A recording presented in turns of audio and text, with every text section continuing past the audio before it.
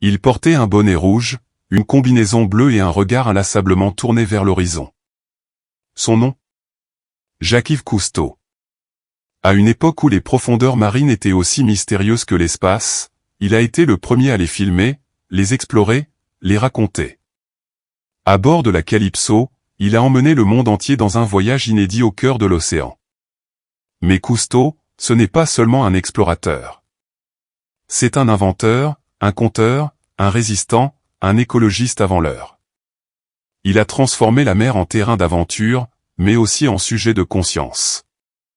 Grâce à ses documentaires visionnaires et ses prises de parole courageuses, il a réveillé la planète sur l'urgence de protéger le monde marin. Qui était vraiment l'homme derrière la légende? Comment un jeune officier de marine est-il devenu l'un des plus grands ambassadeurs de l'environnement? Dans cette vidéo, embarquez pour une odyssée humaine, scientifique et poétique. Vous ne verrez plus jamais l'eau de la même façon. Accrochez vos ceintures, car nous plongeons dans la vie du commandant Cousteau, le visionnaire des profondeurs. Tout commence à 11 juin 1910, dans le petit bourg de Saint-André-de-Cubzac, en Gironde. Jacques-Yves Cousteau naît dans une famille bourgeoise aimante, entourée de livres, de récits d'aventures et d'horizons rêvés. Très tôt, il montre un goût prononcé pour la mécanique, la science et l'eau. Fasciné par les rivières de son enfance et les récits maritimes que lui conte son père, il développe une curiosité insatiable pour le monde qui l'entoure. Mais le jeune Jacques n'est pas un élève modèle. Son tempérament libre et indépendant le pousse à expérimenter par lui-même, souvent en dehors des sentiers battus. Une fracture au bras met brutalement fin à ses aspirations de pilote, mais ouvre la porte à un destin bien plus grand, celui de navigateur des abysses. Cette blessure, vécue comme un échec au départ, se transforme en opportunité. Ses parents l'encouragent à suivre la voie militaire, et c'est ainsi qu'il intègre l'école navale, gravissant peu à peu les échelons. En parallèle, il dévore les ouvrages de science et de technologie, rêve de machines et de découvertes. C'est dans cette jeunesse entre ancrage terrien et soif d'aventure que se forge le Cousteau que le monde découvrira plus tard, un homme entre discipline militaire et esprit rebelle, entre tradition et révolution. Ce premier chapitre est la genèse d'un destin hors norme, celui d'un garçon curieux devenu éclaireur des profondeurs. Lorsque la guerre éclate, Jacques-Yves Cousteau est un jeune officier de la Marine nationale. Il participe aux campagnes militaires, notamment en Méditerranée, mais un grave accident de voiture vient bouleverser sa trajectoire. Cette fois, ce ne sont plus ses rêves d'aviateur qu'il doit abandonner, mais ses missions en haute mer immobilisées, cloué au sol par des blessures, il aurait pu sombrer dans l'oubli. Mais Cousteau n'est pas homme à se résigner. Durant sa convalescence, il découvre un objet qui va changer sa vie, un masque de plongée. En l'enfilant pour la première fois dans les eaux claires de la Méditerranée, il fait une rencontre déterminante, celle du silence des profondeurs. Un monde nouveau, mystérieux, fragile, s'ouvre à lui. Loin du fracas des bombes et du tumulte terrestre, l'océan devient son refuge, et bientôt son territoire. Mais plonger à l'époque reste un défi. Les équipements sont archaïques, peu fiables. Avec son ami Émile Gagnant, ingénieur chez Air Liquide, Cousteau met alors au point un appareil révolutionnaire, le scaphandre autonome. L'Aqualung est né. Grâce à cette invention, les plongeurs peuvent enfin respirer librement sous l'eau. Une révolution technologique et poétique. C'est dans cette période de douleur et de résilience que Jacques-Yves Cousteau devient un pionnier. En transformant sa blessure en moteur d'innovation, il écrit les premières lignes d'un récit d'exploration moderne. L'homme que la mer avait blessé devient l'homme qui va l'apprivoiser. En 1950, un ancien dragueur de mine de la Royal Navy change de destin. Acquis pour une bouchée de pain, le navire est transformé par Cousteau en laboratoire flottant. Il le baptise la Calypso. À son bord, Jacques-Yves Cousteau embarque une poignée d'hommes audacieux marins, scientifiques, cinéastes tous animés par une même soif de découverte. La mer devient leur terrain d'étude, d'aventure et de combat. La Calypso ne tarde pas à sillonner les mers du globe. Des eaux glacées de l'Arctique aux récifs coralliens des Maldives, en passant par le mythique Nil ou l'Amazonie, chaque escale est une fenêtre ouverte sur l'inconnu. Cousteau filme, observe, prélève, documente. Il invente aussi des techniques de tournage sous-marin inédites, en utilisant des caméras étanches, des éclairages spéciaux, des angles révolutionnaires. Il fait entrer les profondeurs dans les foyers du monde entier. Car la mer n'est plus un simple décor, elle devient un personnage. Une entité vivante, menacée, fragile. Cousteau ne se contente pas d'explorer, il alerte, sensibilise. Dès les années 50, il comprend que la pollution, la surpêche et les activités humaines mettent en péril les écosystèmes marins. Sous son béret rouge, son regard acéré se pose aussi bien sur les merveilles que sur les dangers. La Calypso devient un symbole, celui d'un monde à préserver. À une époque où les océans demeurent un mystère pour la majorité, Jacques-Yves Cousteau transforme l'exploration sous-marine en art visuel. Avec un sens aigu de la mise en scène et un instinct de narrateur hors pair, il fait descendre les spectateurs dans les abîmes, là où la lumière s'évanouit et où la vie prend des formes insoupçonnées. En 1956, son film Le Monde du Silence, co-réalisé avec Louis Malle, fait l'effet d'un raz-de-marée. Ce documentaire, tourné à bord de la Calypso, bouleverse le public. Les images sont à couper le souffle, bancs de poissons colorés, épaves englouties, interactions bouleversantes entre l'homme et la mer. Jamais les profondeurs n'avaient été aussi proches, aussi palpables. Le film reçoit la Palme d'Or à Cannes, un exploit pour un documentaire et un Oscar à Hollywood. Cousteau devient une légende vivante. Mais au-delà de l'esthétique, c'est une pédagogie de l'émerveillement qu'il développe. Il filme pour éveiller les consciences, pour créer un lien émotionnel entre l'humain et l'océan. Il comprend qu'on ne protège bien que ce que l'on aime. À travers ses caméras, il offre aux générations entières des raisons d'aimer les mers, les coraux, les dauphins, et de s'en soucier. Le commandant au bonnet rouge devient une figure planétaire. Ses émissions télévisées, comme l'Odyssée sous-marine de l'équipe Cousteau, sont diffusées dans des dizaines de pays. Il entre dans les foyers, non pas en conquérant, mais en passeur de beauté, d'intelligence et de respect. La Calypso n'était au départ qu'un ancien dragueur de mines britannique de la Seconde Guerre mondiale. Mais sous les mains de Jacques-Yves Cousteau, elle devient un symbole planétaire. Transformée en laboratoire flottant, équipée de scaphandres, de caméras étanches, d'hélicoptères miniatures et même d'un soucoupe plongeante, la Calypso se métamorphose en arche de la connaissance océanique. À son bord, Cousteau et son équipe sillonnent les mers du globe. Du Pacifique aux glaces de l'Antarctique, en passant par la mer Rouge, la Calypso devient le théâtre d'explorations inouïes. Les images récoltées et les expériences menées à bord contribuent à faire avancer la biologie marine, à documenter la vie des cétacés, à analyser les effets de la pollution et à sensibiliser le grand public aux fragilités de l'écosystème marin. Mais la Calypso est bien plus qu'un outil scientifique. Elle est le cœur battant d'une aventure humaine. À son bord, c'est une véritable famille d'explorateurs qui se forment, des caméramens, des biologistes, des ingénieurs, tous guidés par la même passion. La Calypso vibre au rythme des tempêtes, des découvertes, des émerveillements et parfois des drames. Le public s'attache à ce navire comme à un personnage. Elle devient le totem flottant d'un rêve d'harmonie entre l'homme et la nature. Et même lorsque les années la fatiguent, que la rouille gagne sa coque, elle reste vivante dans les esprits. Car la Calypso, c'est l'âme du commandant Cousteau, transformée en navire. Jacques-Yves Cousteau n'a pas seulement exploré les océans, il a su en capturer l'âme. Caméra au point, il transforme la mer en spectacle, les poissons en acteurs et les coraux en décors oniriques.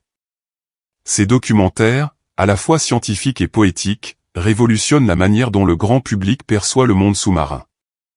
En 1956, son film Le Monde du Silence, co-réalisé avec Louis Malle, obtient la Palme d'Or à Cannes, une première pour un documentaire et l'Oscar du meilleur film documentaire. Ce succès planétaire propulse Cousteau sur le devant de la scène internationale. À travers ces images, il offre à des millions de spectateurs une plongée inédite dans un univers jusque-là méconnu, presque mystique. Son style est unique, il mêle narration émotive, musique envoûtante et images à couper le souffle. Il ne filme pas seulement pour informer, mais pour émerveiller, pour toucher, pour éveiller les consciences. Grâce à ces films, la faune marine devient familière, presque intime. Il donne des noms aux dauphins, Il raconte les histoires des tortues et suit les migrations des baleines comme on suivrait des héros d'épopée.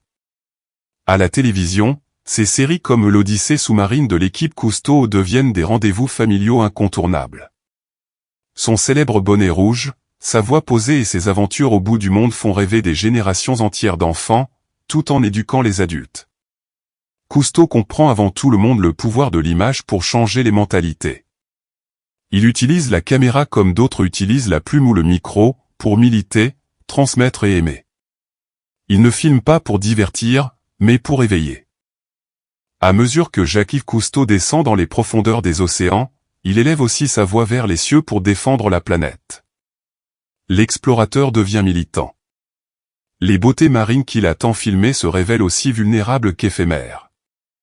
Le temps n'est plus à la seule contemplation, il faut agir.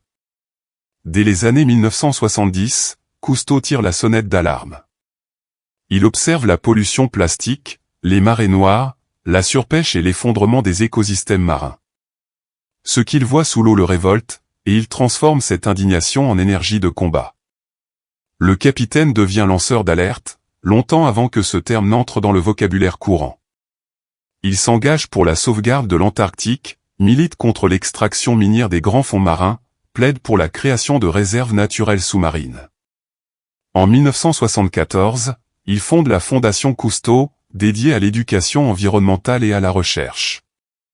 Plus tard, il soutiendra la Charte des générations futures, plaidant pour un droit intergénérationnel à un environnement sain. Son aura est telle qu'il est écouté des plus grands, il rencontre les chefs d'État, siège à l'UNESCO, sensibilise les jeunes à travers ses films. Il fait de la Terre une cause, de l'eau une mission, et de la conscience écologique un devoir moral universel. Cousteau incarne un changement d'époque, celle où l'homme ne veut plus seulement explorer la nature, mais la protéger. Avec ses lunettes rondes et son bonnet rouge, il devient un des visages les plus reconnaissables du militantisme écologique mondial. Au fil des décennies, les plongées de Cousteau n'étaient plus seulement des aventures sous-marines, mais des témoignages poignants sur la dégradation de notre planète bleue. Dans les années 70 et 80, le capitaine au bonnet rouge prend un virage radical, il devient lanceur d'alerte. Les océans, qu'il avait vus jadis foisonnants de vie, se transforment peu à peu en cimetières de coraux blanchis, de bancs de poissons en fuite, d'eau polluée par le pétrole et les plastiques. Cousteau, témoin privilégié de cette lente agonie, se mue en combattant. Ses documentaires deviennent plus sombres, plus militants. Il écrit, il filme, il voyage, il harangue les décideurs mondiaux, nous avons eu tort. Nous avons pillé la mer, il dénonce la surpêche industrielle, l'usage insensé de pesticides, la prolifération du plastique. Il s'oppose farouchement aux essais nucléaires dans les océans, notamment en Polynésie française, provoquant l'ire de gouvernements puissants. Mais il ne se taira pas.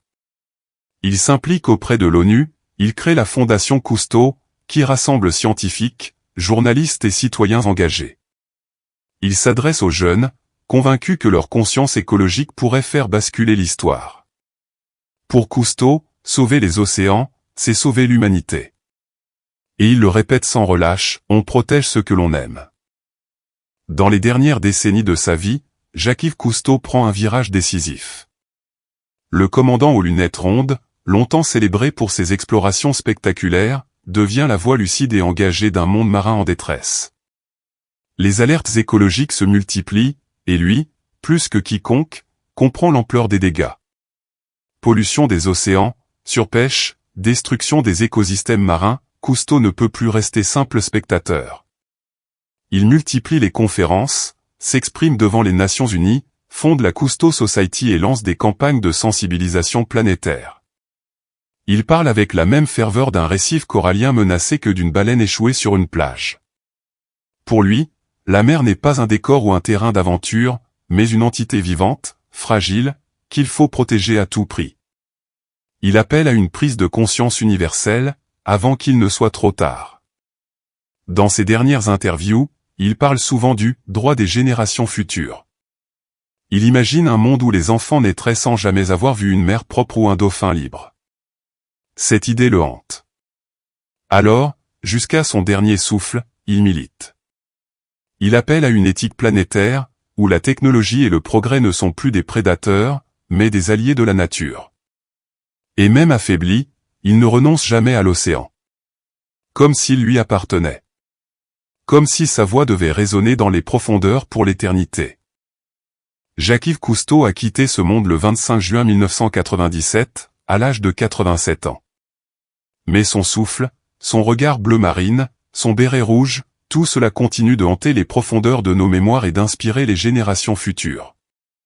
Cousteau n'était pas simplement un explorateur ou un inventeur, il était un éveilleur de conscience, un homme qui a donné une voix aux océans, longtemps ignorés et pourtant essentiels à notre survie. Son héritage ? Il est immense. Des millions de spectateurs à travers le monde ont découvert, grâce à lui, un univers insoupçonné, récifs coralliens, faune abyssale, forêts sous-marines. Il a mis les océans sur le devant de la scène, bien avant que l'écologie ne devienne une priorité mondiale.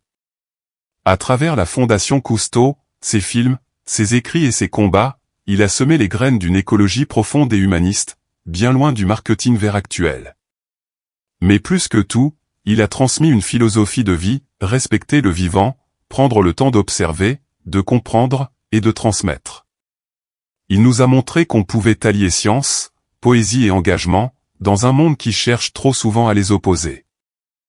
Aujourd'hui, alors que les océans souffrent plus que jamais, que les coraux blanchissent, que les espèces disparaissent et que les plastiques étouffent la vie, la voix du commandant Cousteau résonne avec une urgence nouvelle. Il n'était pas seulement un explorateur des mers, c'était un éclaireur pour l'humanité tout entière. Sa passion, son engagement pour la planète bleue, et son message de préservation résonnent encore plus fort aujourd'hui, à l'ère du dérèglement climatique et des océans menacés. Alors agissons. Soutenons ceux qui protègent les mers. Apprenons à connaître les mondes sous-marins. Réduisons notre empreinte. Partageons ces histoires. Et surtout, n'oublions jamais ce que nous devons à ceux qui ont plongé avant nous pour éclairer les abysses de notre ignorance. Grâce à notre chaîne, nous offrons aux jeunes générations bien plus qu'un simple contenu, on leur tend un miroir sur l'histoire, l'écologie et l'héritage humain. Abonnez-vous pour découvrir d'autres grandes figures de l'histoire de France et d'ailleurs. Commentez vos souvenirs, vos inspirations, vos questions. Likez, partagez, et faites vivre la mémoire de ceux qui ont changé notre monde.